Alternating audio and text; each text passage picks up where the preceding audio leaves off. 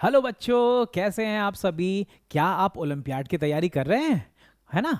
सो आप कौन सी क्लास में हैं? क्या आप क्लास 8 में, 9th में या 10th में हैं? सो आप बिल्कुल सही जगह पे आए हैं कि यहाँ पे हम आपके लिए लेके आए हैं ओलंपियाड का कोर्स 8, 9 और 10th ग्रेड के बच्चों के लिए। हाँ, और ये मज़ेदार बात है कि इस समर वेकेशन के लिए special short term online course है। सो जिसमें आप बहुत अच्छे से मास्टरी कर सकते हैं इस ओलंपियाड में और अपनी तैयारी को इग्नाइट कर सकते हैं। कैसे? पर सबसे बड़ा प्रश्न है भैया कि ओलंपियाड की तैयारी क्यों कर रहे हो आप, है ना। क्यों, क्या मिलेगा इससे, है ना। ये चीज़ें हैं कि अगर आप प्रिपरेशन कर रहे हैं तो आपको बात को समझिएगा कि प्रिपरेशन जब आप करेंगे तो यहाँ पर आपको एक कॉम्पिटिटिव एज मिलने वाला है 8th ग्रेड से ही, है ना। सो इसलिए समझने की ज़रूरत है कि भाई हमें ओलंपियाड क्यों देना है। जो नहीं कर रहे हैं बच्चे वो भी समझ जाए आप कि ओलंपियाड देना आपके लिए ज़रूरी है। अगर आप सपना देखते हैं आईआईटी का, एम्स का, डॉक्टर बनना चाहते हैं या प्रेस्टिजियस इंस्टीट्यूट से पढ़ना चाहते हैं, तो उसके लिए आप समझिएगा कि अगर ओलंपियाड की तैयारी करते हैं तो आपकी क्रिटिकल थिंकिंग डेवलप होती है, आप कंपटीशन में आ जाते हैं। सो वहाँ पे जो इसकी तैयारियाँ होती है ना, वहाँ पे लॉजिकल रीजनिंग है, मैथ्स को इन डिटेल पढ़ना पड़ेगा, इन डेप्थ पढ़ना पड़ेगा, कॉन्सेप्ट सारे आपके साइंस के। तो इसीलिए आपकी यहाँ पे थिंकिंग जो है वो काफ़ी अच्छी हो जाएगी, क्रिटिकल थिंकिंग हो जाएगी। दूसरा, आपको कंपटीशन एग्जाम के जो स्किल्स होते हैं, कंसिस्टेंसी, टारगेट ओरिएंटेड परफॉर्मेंस, है ना, ये चीज़ें, स्ट्रैटेजिक वे में पढ़ना, टाइम मैनेज करना, ये सारी जो टेक्निक्स है वो हम आपको इस मीन वाइल कोर्स में सिखाएंगे और इससे आपका सफ़र बड़ा आसान हो जाएगा और आप अपने छुपे क्या कहते हैं पोटेंशियल को जान पाएंगे, उस पोटेंशियल को स्केल कर पाएंगे, अपने टैलेंट को जानेंगे इस पूरे क्या कहते हैं प्रिपरेशन के दौरान। तो इसीलिए आपको ओलंपियाड देना चाहिए और साथ ही साथ आपका कॉन्सेप्ट तो क्लियर हो ही रहा है, तो फाउंडेशन स्ट्रांग होगा। 8th अच्छा होगा तो 9th अच्छा होगा, 9th अच्छा होगा तो 10th अच्छा होगा और इन सब के साथ में फिर जब 11th में जाएंगे तो एक मजबूत फाउंडेशन के साथ में जब आप जाएंगे तो आपका प्रिपरेशन भी अच्छा होगा नीट या जेडबल का, और स्कूल भी अच्छा होगा। और 12th में तो बस मुबारक हो जी, आपका नीट क्लियर हो गया, आपका जेडबल क्लियर हो गया, ये सुनने को आपको मिलेगा। बस इसी के लिए हम लेके आ रहे हैं ऑनलाइन ओलंपियाड का शॉर्ट टर्म कोर्स इस समर में, बिल्कुल आपके लिए, और जो बहुत जल्दी आ जा रहा है। सो अगर अधिक जानकारी के लिए आप हमारे कॉन्टैक्ट नंबर्स पे संपर्क कर सकते हैं, हमारे वेबसाइट पे संपर्क कर सकते हैं शिक्षक गुरु के नाम से, है ना। सो अब ये बात तो समझ में आ गई कि भाई ओलंपियाड देना तो चाहिए हमें, है ना। आप तैयार भी हो गए हैं, आपने मन बना लिया है, पर एग्जाम भी तो जान ले कि उसकी भाई पैटर्न क्या है, क्या कैसा रहता है। सो भाई इसकी फॉर्मेट बड़ी सिंपल है कि इसमें आते हैं एमसीक्यू क्वेश्चंस, आपके बोर्ड एग्जाम के जैसा डिस्क्रिप्टिव नहीं रहेगा। तो इसलिए राइटिंग स्किल्स पे बहुत ज़्यादा काम नहीं होगा, काम होगा पूरा कॉन्सेप्ट पे। किस पे काम होगा? कॉन्सेप्ट पे, जहाँ पे वही एमसीक्यू में आपको ABCD 4 ऑप्शन मिलेंगे, करेक्ट ऑप्शन को चूज करना है एंड आपने करेक्ट दिया तो मार्क्स मिले, नहीं तो नेगेटिव मार्किंग नहीं है यहाँ पे, डोंट वरी इसके लिए। ठीक, अब ये तो बात समझ में आ गया। अब दूसरी बात आती है कि सर इसमें रहेगा क्या।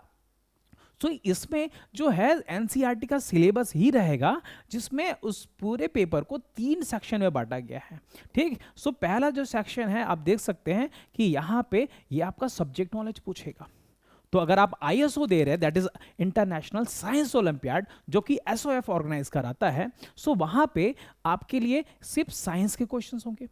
अगर आप आईओमओ में जा रहे हैं, that is international maths olympiad, तो उस कंडीशंस पे आपसे वहां पे मैथ्स के क्वेश्चंस होंगे। तो ये पहला आपका हो गया सब्जेक्ट नॉलेज का। फिर दूसरा होता है कि लॉजिकल रीजनिंग का, जहां पे आपको लॉजिकल रीजनिंग चेक की जाएगी, verbal and non verbal reasoning. So वहां से आपको जो मिलता है एप्टीट्यूड माइंड डेवलप करने का मौका। और तीसरा सेक्शन आ गया achiever sections. Sir achiever section, ये कौन सा सेक्शन है? तो इस सेक्शन पे होंगे तो आपके सब्जेक्ट नॉलेज ही, बट वो इन डेप्थ और ज़्यादा होगा, जहाँ पे इसे हम कहते हैं hots, that is high order of thinking questions जो होंगे। तो ऐसे क्वेश्चंस जो आपको मुश्किल से बनेंगे थोड़े से, जो आपके शब्दों में कहा जा सकता है, सो उसके लिए भैया जब हमें ज़्यादा क्वेश्चंस ऐसे मिलेंगे तो क्या मार्क्स भी मिलेगा? हाँ जी, हम अपने मार्क्स वाले सेक्शन में देखते हैं कि जो मार्किंग स्कीम है कि यहाँ पे सेक्शन 1 और सेक्शन 2 के लिए, सेक्शन 1 और सेक्शन 2 के लिए यहाँ पे 1 मार्क्स मिलेगा आपको ईच क्वेश्चंस के लिए। क्लियर है? सो वहीं पे आपके हॉट्स के लिए यहां पे 3 मार्क्स मिलेंगे ईच क्वेश्चंस के लिए, ईच करेक्ट आंसर के लिए। क्लियर है ना? सो डिफरेंस है। सो अचीवर सेक्शन को भी आपको अटेम्प्ट करना है और वो हम आपको तैयारी कराएंगे। हम शिक्षक गुरु आपके लिए एक ऐसा पैकेज बनाए हैं जिसमें आप बड़े आसानी से, है ना, इस शॉर्ट टर्म कोर्स में मास्टरी कर सकते हैं और बड़े आसानी से आप इसको सॉल्व कर सकते हैं। अब बात आती है कि भाई पैटर्न तो समझ में आ गया हमें, तो भाई सर क्वेश्चंस के भी अगर मिल जाए डिटेल तो ये लीजिए आपके सामने है। तो जो एसओएफ जो ऑर्गेनाइज कराता है, आईएसओ, आईएमओ, है ना, और बाकी सब्जेक्ट में भी है। सो इसमें जो क्या होता क्या है कि जो 2 लेवल चलेंगे, एक जो फर्स्ट लेवल होगा, तो फर्स्ट लेवल में अगर आप देखेंगे सो यहाँ पे आईएमओ की मैं बात करूं तो वहां पे देखिए कि एक है लॉजिकल रीजनिंग, दूसरा मैथमेटिकल रीजनिंग, तीसरा एवरीडे मैथ्स और चौथा अचीवर सेक्शन है। क्लियर? सो ये जो 2 है वो आपके सब्जेक्ट नॉलेज हो गए, ये जो 2 है वो सब्जेक्ट नॉलेज हो गए। अब यहां पे देखिए 20 और 10 क्वेश्चन है, 1 मार्क्स ईच। सो इस तरीके से अगर टोटल देखूं सो यहां पे समझ गए कि लॉजिकल रीजनिंग एक बहुत बड़ा इंपॉर्टेंट रोल प्ले कर रहा है, 15 क्वेश्चंस उसके भी हैं। तो टोटल यहां पे 50 क्वेश्चंस हो जाते हैं और 60 मार्क्स का पेपर हो जाता है और इसका ड्यूरेशन भी होता है 60 मिनट, दैट इज 1 आवर का। क्लियर है? सो ये तो हो गया मेरा पहला लेवल, हो गया आईएमओ के लिए। क्लियर है? सो आईएमओ में इस समझ में आ गया कि मुझे मैथ्स पढ़ना है भाई, एनसीईआरटी, अब हम सिलेबस भी बताएंगे, डोंट वरी आपको। सो ये क्लियर। अब वैसे अगर मैं बात करूं कि आईएसओ का क्या होगा, तो आईएसओ में भी वही आपको, तो पहला कि आपको रीजनिंग तो आएगा ही आएगा, बट यहां पे देखिएगा साइंस में 10 क्वेश्चन है, आईएमओ में कितने थे? 15 थे। दूसरा सब्जेक्ट नॉलेज में पूरे को एक ही में कंबाइन कर दिया, साइंस मतलब फिजिक्स, केमिस्ट्री और बायो, ये सारी चीजें कवर होंगी। ठीक है? और तीसरा सेक्शन फिर से अचीवर सेक्शन, या फिर जैसे मैं कहूं कि हॉट्स, हाई ऑर्डर थिंकिंग के जो क्वेश्चंस होंगे। क्लियर है ना? सो ये चीज आ गई। फिर से अगेन वही है कि 50 क्वेश्चंस, 60 मार्क्स और टाइम ड्यूरेशन स्टिल 60 मिनट का रहेगा। सो ये बात आपको समझ में आ गया। तो ये तो हो गया फर्स्ट लेवल, आईएसओ देख लिए, फर्स्ट लेवल आईएमओ देख लिए। अब ये बात होती है कि भाई फर्स्ट लेवल निकल गया तो, और निकलने का क्राइटेरिया क्या है, पासिंग क्राइटेरिया क्या है? तो पासिंग क्राइटेरिया आपके सामने देख सकते हैं।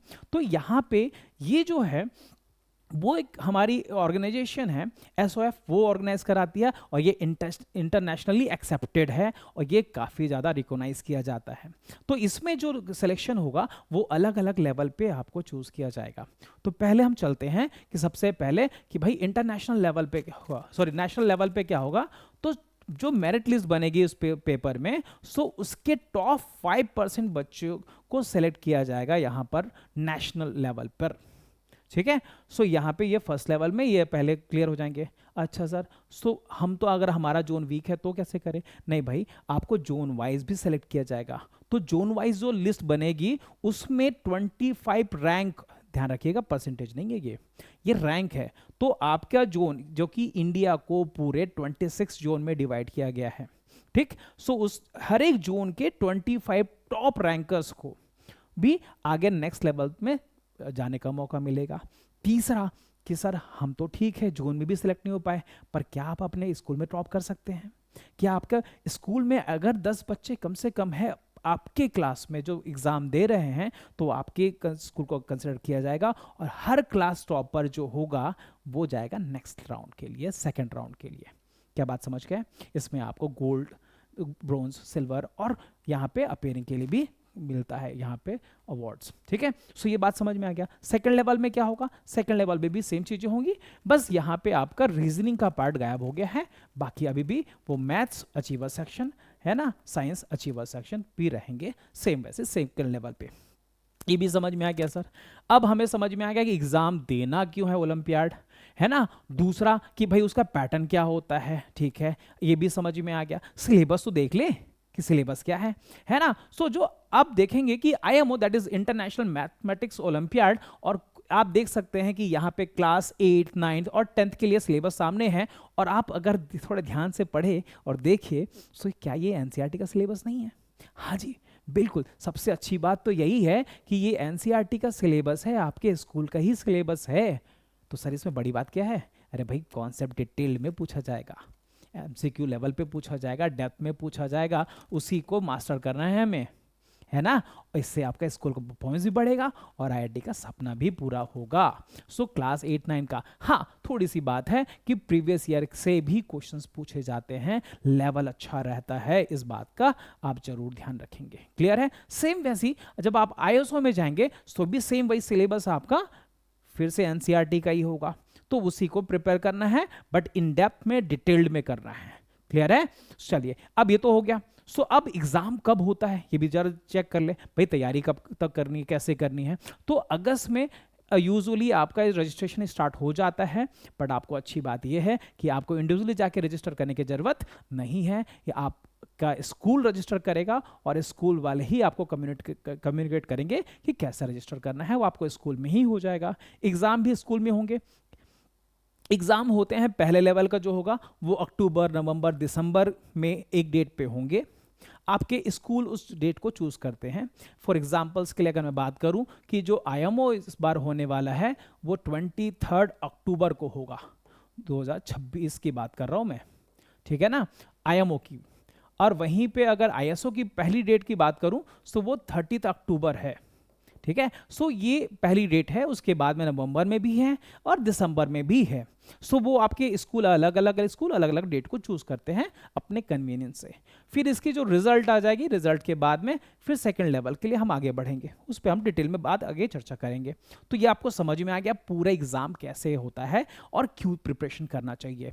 तो आपके माइंड में क्या ये बात आने लगी है? हाँ भाई, तैयारी तो मुझे करना है ना। तो बस ये को आप क्लियर रखिए कि भाई क्या करना है कि आपको इस सिलेबस को मास्टर करना है। प्रिपरेशन करने का मतलब समझ में आ गया कि आपको सिलेबस को मास्टर करना है, लगातार प्रैक्टिस करना है, प्रैक्टिस से ही तो वहाँ पे परफेक्शन आएगा, है ना। और प्रॉपरली अपने इस हॉट टॉपिक्स पे फोकस करना है कि भाई ये टॉपिक जो है हमें क्लियर करना है कि यही कौन सा बिल्डिंग है, और पैटर्न से हम चेक करते हैं कि कौन से क्वेश्चन ज़्यादा आते हैं, किस सेक्शन से ज़्यादा क्वेश्चन पूछे जाएंगे, ठीक है। और टाइमली डिलीवर करना है अपने आप को कि भाई कैसे टाइम मैनेजमेंट करना है, ये पूरा सीखेंगे इस पूरा हमारे कोर्स में, और यही तो आपको आईआईटी और एम्स तक लेके जाएगा, ठीक है। सो ये अब समझ गए कि रजिस्ट्रेशन करना है, एग्जाम की प्रिपरेशन करनी है, एग्जाम देना है, और यहां से आपकी कॉम्पिटिटिव एग्जाम की तैयारी चालू हो जाती है। अगर आप क्लास 8, 9, 10th में है तो शिक्षा गुरु आपके लिए जो लेके आया है कोर्स, सो इसलिए ध्यान से आप समझ गए होंगे कि क्या है ये चीज। सो आज से लग जाइए भैया, और इस कोर्स में आपको बहुत कुछ मिलने वाला है, जिसमें फुल सिलेबस कोर्स वो भी इस समर वेकेशन में ही हो जाएगा। तो आपका स्कूल का प्रिपरेशन तो पहले ही हो गया। मॉक टेस्ट मिलेंगे आपको, है ना, जैसा पैटर्न एसओएफ का है सेम पैटर्न पे हम ऑनलाइन आपका टेस्ट लेंगे। उसमें आपको बहुत सारे डीपीपी सेट्स मिलेंगे, हर लेक्चर के बाद में आपको प्रैक्टिस करने के लिए क्वेश्चन मिलेगा, तो आप प्रॉपरली इंगेज रहेंगे। और साथ में क्लास का जो नोट्स होगा वो पीडीएफ फॉर्मेट में भी मिलेगा आपको, जिससे आप उसे गो थ्रू हो सकते हैं, कॉन्सेप्ट्स वहां से और सीख सकते हैं डिटेल्ड में, ठीक है। डाउट क्लियरिंग का प्रॉपर वहां पे एक चैनल बनाया गया है, जहां से आप अपने मास्टर से अपने डाउट्स क्लियर करा सकते हैं। तो साथ में आपको प्रॉपर मेंटरशिप मिलते रहेगी, जहां पे आपको कब अप एंड डाउन्स में, सिचुएशंस में क्या डील करना है, ये सारे हमारे मास्टर्स आपको साथ में डील करते रहेंगे। तो जल्दी आप यहाँ पे हमारा नंबर नोट कर लीजिए, है ना, इस नंबर पे आप कांटेक्ट कर सकते हैं। हमारा कोर्स बहुत जल्दी लॉन्च होने वाला है इस समर वेकेशन के लिए। तो यहाँ पे आप समझ चुके होंगे कि भैया कोर्स कितना इंपॉर्टेंट है आपके इस आगे की जर्नी के लिए। तो बने रहिए हमारे साथ, है ना। Thank you.